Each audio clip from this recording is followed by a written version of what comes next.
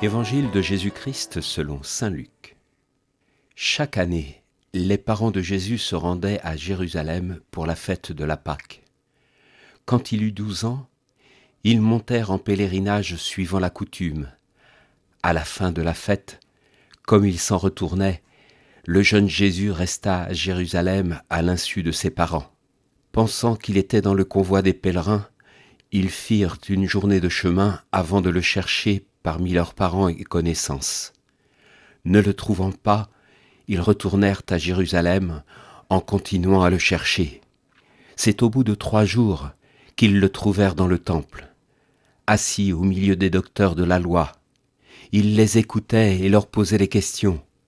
Et tous ceux qui l'entendaient s'extasiaient sur son intelligence et sur ses réponses. En le voyant, ses parents furent frappés d'étonnement et sa mère lui dit : « Mon enfant, pourquoi nous as-tu fait cela ? Vois comme ton père et moi nous avons souffert en te cherchant. » Il leur dit : « Comment se fait-il que vous m'ayez cherché ? Ne saviez-vous pas qu'il me faut être chez mon père ? » Mais ils ne comprirent pas ce qu'il leur disait. Il descendit avec eux pour se rendre à Nazareth, et il leur était soumis. Sa mère gardait dans son cœur tous ces événements. Sa mère, la mère de Jésus, gardait dans son cœur tous ces événements, nous dit l'Évangile, après le récit de Jésus au temple qui avait un peu désorienté ses parents. Marie gardait dans son cœur tous ces événements. Je me permets de faire allusion à la paroisse où je suis, qui s'appelle la paroisse du Sacré-Cœur. Et peut-être que beaucoup d'entre vous connaissez ou ne connaissez pas l'église du Sacré-Cœur. Elle mérite la visite et de venir y prier. Dans cette église, à l'intérieur, il y a une grande croix, très belle. Et au cœur de la croix, il y a le double cœur. Alors, dans l'histoire, nous connaissons la signification de ce double cœur pour les Vendéens. Personnellement, aujourd'hui, j'y vois bien le cœur de Dieu et le cœur de la Vierge Marie. Le cœur de Dieu, c'est bien sûr, comme nous l'avons vu hier, c'est le meilleur du don d'amour du Seigneur pour nous.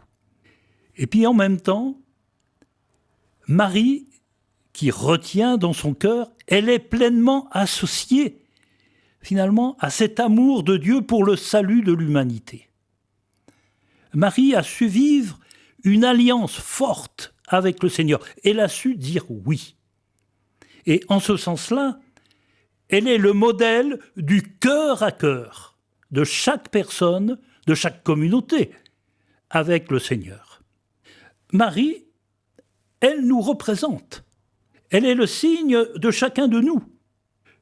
Chaque personne est invitée à entrer dans ce cœur à cœur à la suite de Marie, comme Marie, notre sœur aînée, notre mère, entrer nous-mêmes dans ce cœur à cœur avec le Seigneur. Ouvrir notre cœur à Dieu, mais aussi pour mieux l'ouvrir autour de nous, aux personnes avec qui nous vivons. Donc cet évangile d'aujourd'hui, hier la fête du Sacré-Cœur, aujourd'hui la fête du cœur immaculé de Marie, je crois que tout cela s'articule bien. D'abord le don de Dieu, le cœur aimant du Seigneur pour chacun de nous, et puis, comme Marie, comment nous-mêmes répondre à cet amour ? Comment notre cœur est-il aimant à la manière de Dieu ? Comment nous-mêmes, nous sommes porteurs de la bonne nouvelle, porteurs d'une vie accomplie, réussie, autant que possible autour de nous. L'évangile du jour était commenté par le père Robert Daviau, doyen de la Roche-sur-Yon en Vendée.